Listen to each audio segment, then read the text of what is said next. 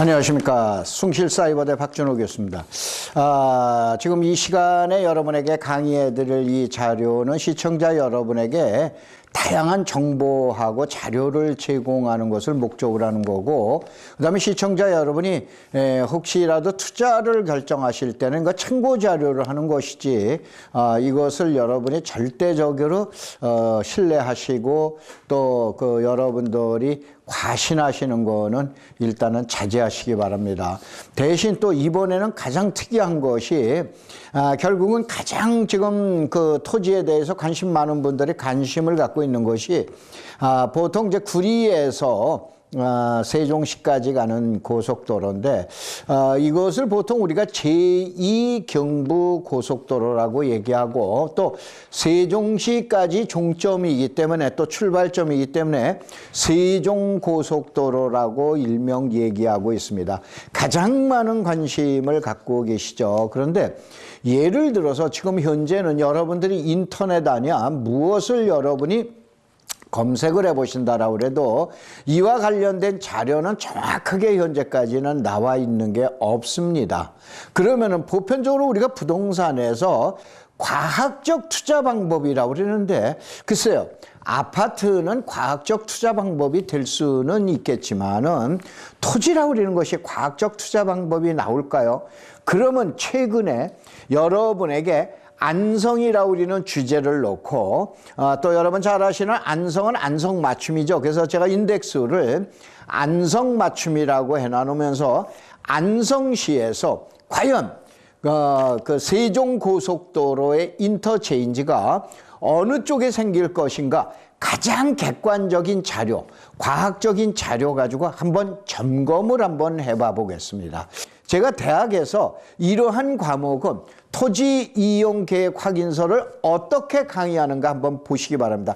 가장 지금 얘기한 학문의 전당이고, 가장 과학적이고, 가장 객관적으로 분석을 해야 될 대학에서는 실무에서 토지 이용 계획 확인서를 어떻게 한번 보시나 보세요. 토지 이용 계획 확인서라는 건 시방, 지금, 현재입니다. 무슨 얘기냐? 여러분이 만약에 여러분 동창도 마찬가지입니다. 현재의 여러분이 20대도 좋다, 30대도 좋다. 여러분 학창 시절을 한번 생각을 한번 해보십시오.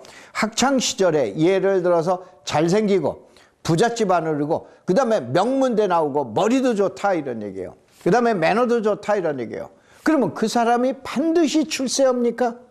그러면 또 학창 시절에 봐보면은 중하위권에 있어서 맨날 낙제나, 저희 다닐 땐 낙제가 있었으니까 낙제나 겨우겨우 턱걸이에서 낙제를 겨우겨우 면하고, 그 다음에 뒤에서 세는 것이 어쩌면 더 빠를 수도 있어요.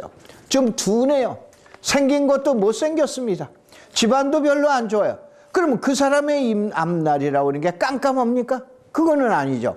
오히려 전세가 역전이 돼서 공부 못하던 사람이 더 사회에 나와서 출세할 수 있고, 공부를 반드시 잘했다라고 그래가지고 사회에 나와서 성공한다는 그러한 법칙은 없습니다. 그래서 보편적으로 사람 팔자 알 수 없다라고 얘기하지 않습니까? 그런데 땅에 대한 팔자가 바로 이겁니다. 땅의 팔자는 그 누구도 모릅니다. 그 누구도 모릅니다. 그래서 토지 이용 계획 확인서라는 건 현재, 시방, 지금을 얘기하는 겁니다. 그런데 많은 부동산 전문가들이 토지를 볼 때 토지 이용 계획 확인서를 보고 그걸 가지고 미래를 점칩니다. 과연 맞을까요? 맞을 수도 있고 틀릴 수도 있습니다. 그런데 여기서 과학적이고 객관적인 자료가 어떻게 방법이 어떻게 도출할 수 있어요. 그래서 제가 시험 삼아 지금 여러분에게 도출을 한번 해봐 볼 테니, 제가 지난번 방송에서 서울 문산 간 고속도로를 인터체인지를 방송을 했더니 상당히 많은 분들이 관심을 가지시고 연락도 하시고 그렇게 하시는데, 바로 뭐냐? 그건 여러 가지 자료가 나와 있죠. 그날 봐보시면 뒷면에다가 제가 도면을 갖다 붙여놓고 지금 얘기하는 어디가 인터체인지가 정확하게 어느 지점에서 나온다 얘기하는데, 지금은 아무것도 없어요. 아무것도 없었을 때 어떻게 추정하는가 한번 보자 이런 얘기예요. 그래서 앞날이라고 우리는 것은 사람의 앞날, 땅의 앞날이라는 건 신 외에는 모릅니다. 이거를 사람의 앞날을 점쳐주는 사람을 우리가 점쟁이라고 그럽니다. 그 다음에 땅의 앞날을 점쳐주는 사람을 뭐라고 그래요? 컨설턴트라고 얘기하는 거예요. 그럼 점쟁이가 다 맞춥니까? 그것도 아니죠. 그럼 컨설턴트가 다 맞춘다? 그것도 아니에요. 왜 그러냐? 제가 일부의 사람들을 폄하하는 것이 전혀 아닙니다. 바로 많은 사람들이 뭐냐면은 이게 땅의 미래가치 어쩌고 저쩌고 부동산의 미래가치 그리는데 그게 그렇게 쉽게 보일까요? 한번 제가 미래가치를 보는 방법을 이번에 안성 분석에서 세종고속도로에서 한번 보겠습니다. 그런데 그나마 앞날을 예견할 수 있는 게 바로 뭐냐면 땅의 주인인 누구냐? 국가다 이거예요. 계속 강의 드렸죠. 건물의 주인은 개인입니다. 땅의 주인은 누구냐? 국가입니다. 그래서 국가가 지 마음대로 합니다. 지 멋대로 합니다. 자, 우리가 덴박팔자 한번 볼까요? 땅에서 덴박팔자가 도시지역에서 그린벨트입니다. 저부터도 그린벨트 투자 누가 하려고 그러면 되도록이면 막았습니다. 그런데 그린벨트에 투자한 사람들 어떻게 됐습니까? 많은 분들이 적게 됐죠. 5년 전에 제주도 땅 못 팔아서 난립니다. 지금은 못 사서 난립니다. 그러면 바로 앞날도 보느냐? 보지를 못한다 이런 얘기예요. 그랬다고 다 멍청이라고 우리는 얘기가 아니에요. 제가 강의하는 자료가 반드시 저희 그 일반적이고 객관적이고 이러한 내용은 아니다 이거예요. 저의 개인적인 주관이 많이 들어가 있고 그런데 다만 여러분 아무것도 자료가 없어요. 이거를 통해서 제가 강의해드린 내용을 통해서 여러분이 저 투자에 참고하시라 이런 얘기예요. 그래서 바로 뭐냐면 국가의 정책을 하는 거예요.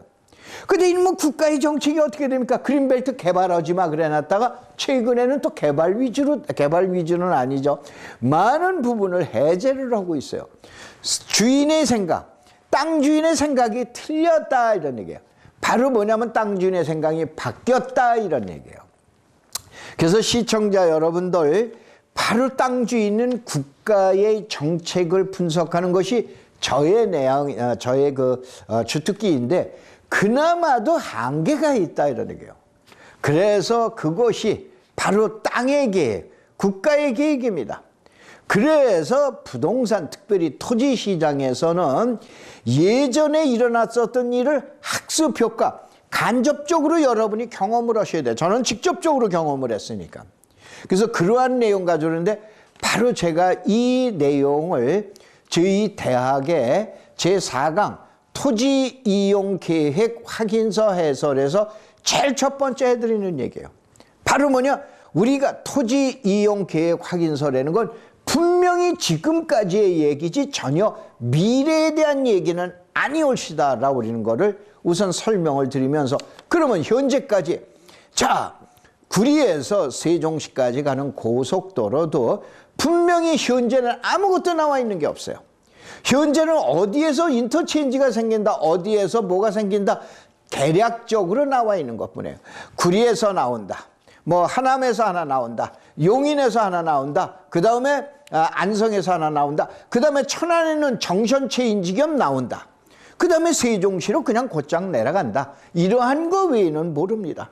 그런데 가장 객관적인 자료 가지고 한번 분석을 한번 해봐 보시기 바라자는 얘기예요. 우선은 제일 먼저 늘 이거 아주 여러분들 또 그 얘기에 그러실 텐데 항상 보세요. 도로는 현재 가치가 있어요. 그 다음에 이용하는 이용 가치가 있어요. 그 다음에 미래 가치가 있어요. 현재 가치라는 건 뭐냐? 이미 개통이 다 된 거야. 여러분 경부고속도로를 타고 내려가든가 중부고속도로를 타고 가든가 이미 개발이 다 끝났잖아요. 그래서 인터체인지에 대한 효과는 주변 땅에 이미 벌써 다 맥혀 들어가 있어요. 그게 땅값이에요. 그런데 어떻게 되느냐? 이용 가치가 막 나왔을 때는 막 고속도로가 뭐 한 거예요? 착공을 막 해서 공사를 하면서 불도저가 왔다 갔다 하고 차량으로 해서 도로를 메우는가 하면은 또 바위를 깎는데, 산을 깎는다든가 이러한 일이 있을 때 이제 이용가치가 나타나는구나, 그렇게 생각을 하시면 돼요. 근데 이 미래가치, 지금 얘기한 가장 어려운 거, 미래가치는 거 착공 전입니다. 자, 우선은 제일 먼저 지난번에 설명을 드렸던 서울서 문산까지는 사실은 미래가치를 막 넘어가서 이용가치로 막 들어가려고 하는 거예요. 그래서 1,000만 원짜리 땅을 얘기했었던 거예요. 그러면 지금 현재의 여러분들 구리시에서, 그러니까 간단하게 하면 천호동에서 세종시까지, 사실은 천호동에서 구리시로 해서 더 나가면 남양주로 해서 바로 포천입니다. 포천에서 구리까지는 지금 공사 중에 안 해요. 한 50% 정도인가 아마 되는 거로 지금 알고 있는데, 그게 연장선이에요. 바로 뭐냐면은 구리에서부터 출발해서 세종시까지 가는 이 고속도로는 현재 착공도 안 했어요. 그러면 이거야말로 100% 뭐가 되는 거예요? 미래가치를 찾아내는 거예요. 그래서 현재는 땅이 가보면 100만 원짜리 땅이 있을 수도 있고 300짜리가 있어, 3.3 평방미터당. 이게 500짜리도 있을 거고 어쩌면 1,000만 원짜리도 있을 수 있는 거예요. 왜 그러냐? 이렇게 보셔야 돼요. 대부분 서울에 계시는 분들이 참 착각을 하십니다. 여러분이 웬만한 강북에서 사신다 그러더라도 강북에서 1,000만 원짜리 주거지역은 없습니다. 뭐 있을 수도 있겠지만, 그러나 최하라 하더라도 1,500, 1,700, 보통 2,000이에요. 강남에서는 3,000, 3,500, 4,000입니다. 평균적으로 이렇게 보면은. 그러면은 여러분 땅이 2,000만 원인데 2,000만 원짜리 땅이 있다라고 가정했을 때 이거는 뭐냐? 주택 위에는 다른 거 쓰기가 힘들잖아요. 거기다가 근생으로 하면 이게 3,000으로 올라갈 수도 있어. 2,500으로 올라갈 수 있어. 거기다가 완전 상업용으로 한다 그러면 3,000 더 이상으로 올라갈 수 있어요. 그런데 여러분 동네에 있는 2,000만 원짜리 땅이, 주거지역 땅이 오히려 안성의 인터체인지에 가서 지금 1,000만 원이다. 그러면 여러분들 1,000만 원짜리 안성 땅을 가지시겠어요? 서울에서 주택이나 짓는 2,000만 원짜리 땅을 소유하실 겁니까? 무슨 얘기냐? 서울에서 2,000만, 이런 안성에서 무슨 1,000만 원이야 500만 원이야 라고 얘기하시는데, 그러면 땅을 못 보십니다.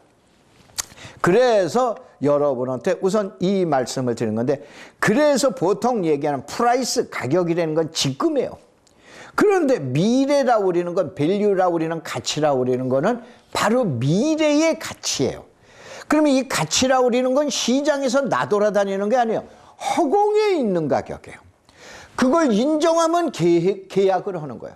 인정 못하면 아유 비싸, 이 소리 하시는 거예요. 누가 이깁니까? 한번 보시자 이런 얘기예요. 그래서 여러분들, 보이지 않는 가치를 가격으로 만들 수 있는 사람, 가격으로 인정할 수 있는 사람이 바로 뭐냐면은 토지 투자에서 성공하시는 분이다 라고 우리는 거를 이해하시기 바랍니다. 자, 이게 또 늘상 설명을 드린 부분이 있죠. 제일 먼저 도로를 할 때는 구상대 머리 단계, 구상 단계라고 그랬죠. 구상 단계가 또 이게 계획 단계 막 작업을 하죠.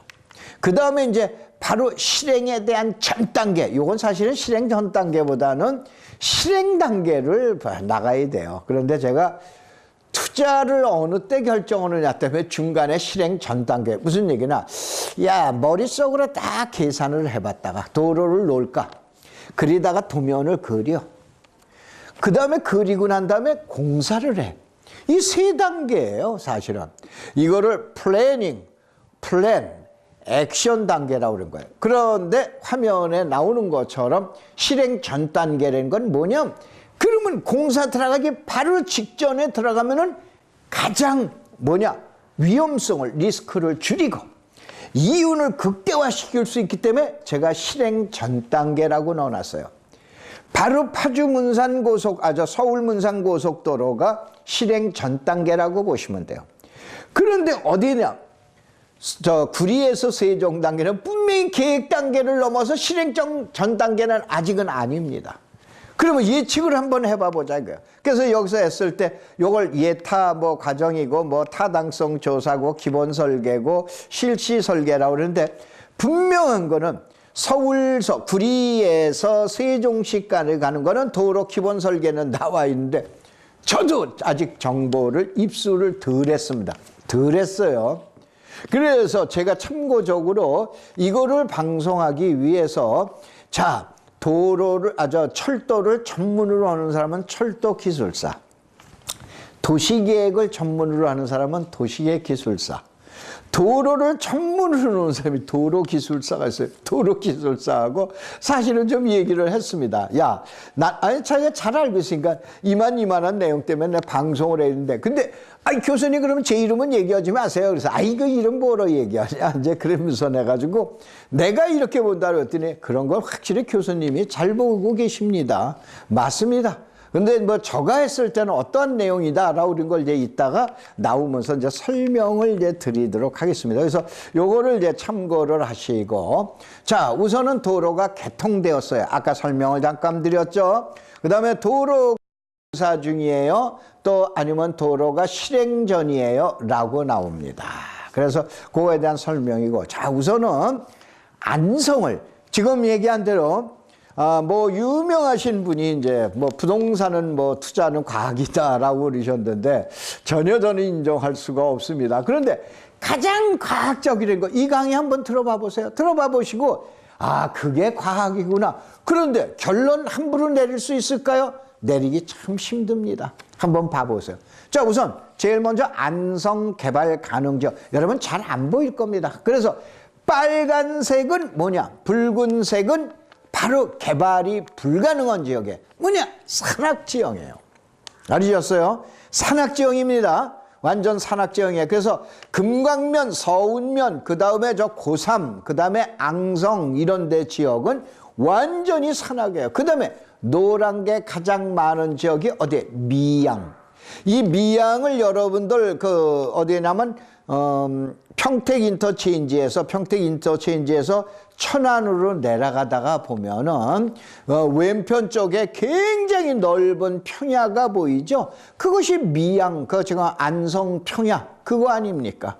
그 다음에 여러분들 공도라 우리는 것은 노란 게 가장 많은 공도라 우리는 지역은 유명한 여러분 평택하고 안성 인터체인지 있는 주변이에요. 그 다음에 여러분 거기에다가 보면은 분홍색이 파란색하고 사이에 분홍색이 보일 거예요. 저 분홍색이 보인 게 이미 시가지가 된 지역이에요. 저게 안성 읍내 아닙니까? 그 다음에 파란색은 뭐냐? 저수지가 있고 이거는 개발하면 안 되기 때문에 개발을 억제한 땅이에요. 그러면 가장 푸르도자가 많이 다니고 가장 삽질을 많이 할 땅이 어디예요? 제일 먼저 공도하고 안성이에요. 근데 어디가 더 넓냐? 안성 미양이 더 넓어요. 근데 어디가 먼저 발달됐냐? 공도가 먼저. 왜 그런가? 경부고속도로 때문에 그런 거 아니에요. 경부고속도로의 공도에 가면은 여러분 아파트 단지 많죠? 안성 평택 인터체인지 주변에 가면은 바로 뭐냐? 아파트도 많고 물류센터도 많고 엄청나게 많습니다. 제가 늘 강의하면서 말씀을 드리는 게 저는 이 강의를 하기 위해서 미리 사전에 현장 답사를 다녀오면 얼마나 좋아요. 그런데 서울서 문산 가는 고속도로는 제 고향이면서 고향 가는 길이면서 중개업소 한 군데도 안 들여봤다고 했어요. 이쪽 지역도 중개업소 안 들여봐도 저가 볼 수 있어요. 이게 이제 지금 얘기한 대로 과학적으로 좀 분석한다라고 우리는 나의 그 수법 중에 하나예요.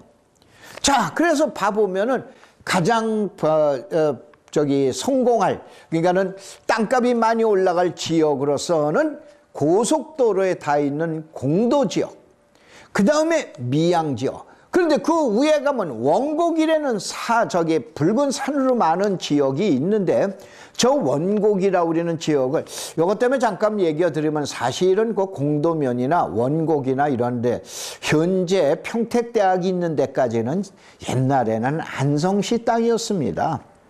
안성시 땅이었는데 이게 뭐 때문에 평택한테다 뺏겼다? 넘겨줬는지 모르지만은 그렇게 해서 실질적으로 안성시가 결국은 저 평택보다도 일종의 세력이라고 그러죠. 세력이 좀 약화된 게 공도하고 원곡이 평택에다 넘겨주지를 않았으면은 안성이 지금 상당히 거점은 컸었을는지도 몰라요.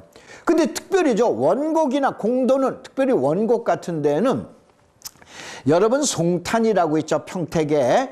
송탄에 가장 오히려 저 원곡에 계신 분들은 평택장 안 갑니다. 송탄으로 갑니다. 공도에 계신 분들도 마찬가지예요. 실질적으로 원곡과 공도는 어디에 영향을 받냐? 평택에 영향을 받아요. 그러다 보니까 공도에는 주택 주거용 시설이 많은 대신 원곡에 가면은 그 위에가 그 유명한 용인의 남사 이동면입니다. 이렇게 되다 보니까 그 주변 지역에서 흘러나와 있는 창고, 물류 관련된 시설이 엄청나게 많아요. 그래서 이게 뭐냐? 가장 중요한 건 고속도로인 거예요. 그런데 그 넓은 대덕이라든가 안성이라든가 아니면 모 종교 집단 때문에 유명했던 그 보계면, 또 그 다음에 낚시 많이 가는 분들 금강저수지, 또 안성 읍내, 또 아니면 미양에 가면 안성공단, 이러한 지역이 저 지역보다 공도나 원곡보다도 좀 늦을 수밖에 없는 건 결국은 뭐 때문에 그러냐? 도로망 때문에 그랬다 이거예요. 그 다음에 저 우쪽으로 가서 보면은 죽산과 일죽이라는 데가 나옵니다. 원래 죽산 일죽, 여기는 일죽면, 죽일면, 죽이면, 죽산면입니다. 근데 말이 안 좋아가지고 하나는 일죽, 그 다음에 삼죽, 그 다음에 죽산, 이걸로 바뀌었는데, 일단 여러분들 일죽이나 죽산에 가더라도 노란 부분이 많아요. 근데 저 지역은 왜 안성에서 소위 말해서 고속도로 저기도 있습니다. 그 유명한 일죽 인터체인지가 있잖아요. 일죽 인터체인지에서 중부고속도로가 나가고 있습니다. 그럼에도 불구하고 왜 그러면 저 지역은 그렇게 쓸쓸한가? 그 내용이 다 나옵니다. 저게 뭐냐면 국토제도 때문에 그렇게 나오게 되는 거예요. 자, 그래서 우선은 시간 되는 데까지 설명을 드리는데, 자, 안성에서 개발을 위주로 가는 41%의 도시지역과 그 다음에 보존을 원칙으로 하는 59%의 비도시지역, 농촌지역의 구분을 보세요. 제일 많은 것이 어디입니까? 공도에서 원곡을 해가지고 안성을 해서 미양을 해서 서운면, 그 다음에 금강면의 일부예요. 그 다음에 고3에는 쬐끄만 도시계획이 하나 있고, 그 다음에 나머지는 죽산, 이제 일죽면,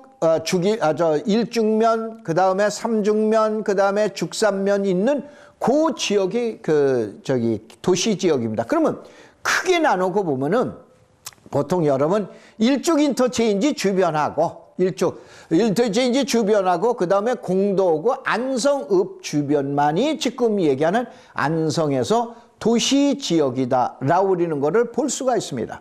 근데 참고적으로 말씀을 드리면은 도시 지역은 개발 위주입니다. 그 유명한 주거지역, 상업지역, 공업지역, 녹지지역이 있는 지역이 도시지역. 그 다음에 관리지역, 농림지역, 자연환경 보존지역이 있는 지역이 비도시지역, 보존 위주로 가는 농촌지역입니다.